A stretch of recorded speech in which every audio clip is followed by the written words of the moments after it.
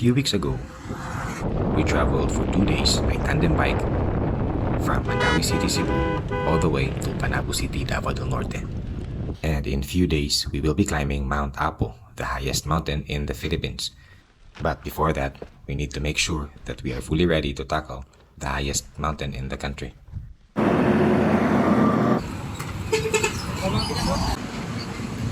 Maayong buntag, ikan din sa lungsod sa Santa Cruz, Davao del Sur. Today, we will be climbing Mount Dinor, and this will serve as our pre-climb para sa atong umaabot nga Mount Apo adventure.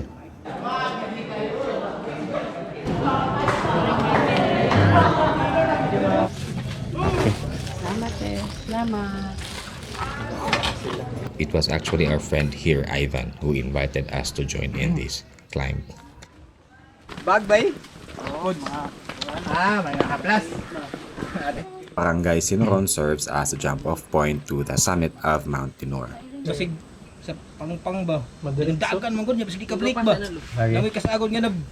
Together with us on a climb are 6 young outdoor enthusiasts and 2 guides.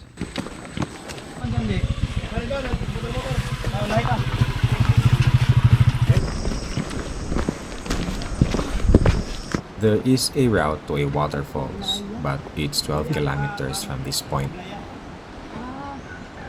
Kan Falls? Takoblaya Falls? Pwede. Kani? Takoblaya, kanita ka? Tapos diri ang pinandiber. And since ang atong goal ani nga climb is just to get our body ready para sa umaabot nato nga Mount Apo adventure, so ning sunod lang ta sa trail padulong sa summit.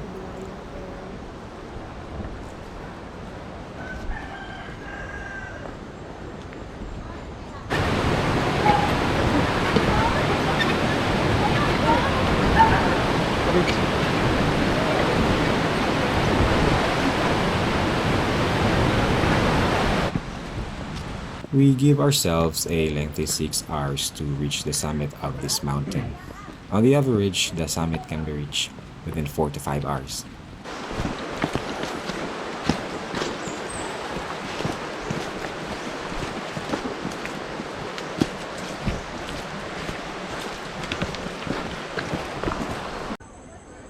Mount Dinor is home to the beautiful Bagobo Tagabawa tribe. They belong to one of the largest indigenous tribes of Mindanao.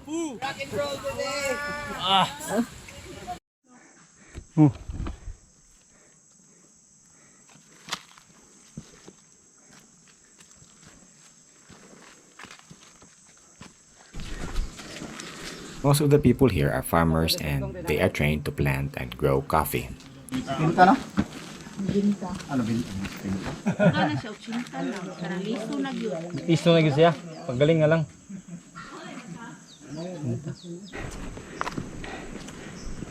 The summit is only around 9 kilometers from the jump-off point, so dili ra gyud ta mabalaka magabian sa trail. And also the trail is well established and there are markers to guide us along the way.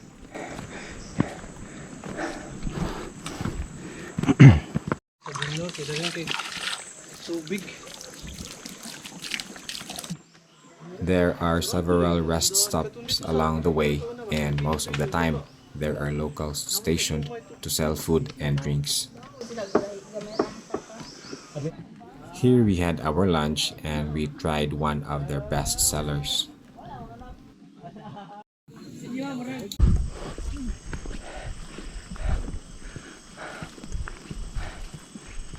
There are several campsites to choose from, and we intentionally chose to spend the night at the fourth and the highest among the 4 campsites. And it sits very close to the summit.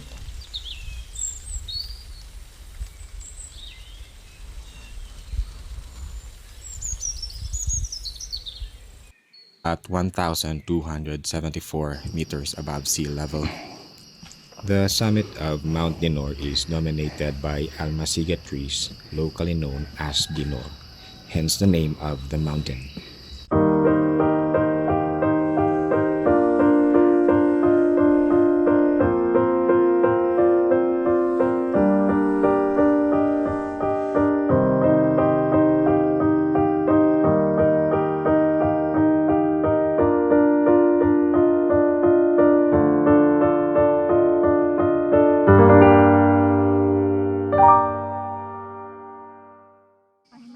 Daghang salamat sa pagtanaw sa among video. I hope na enjoy ka mo sa among mubo nga adventure. Also, consider subscribing. This will greatly help us grow our small channel. Daghang salamat!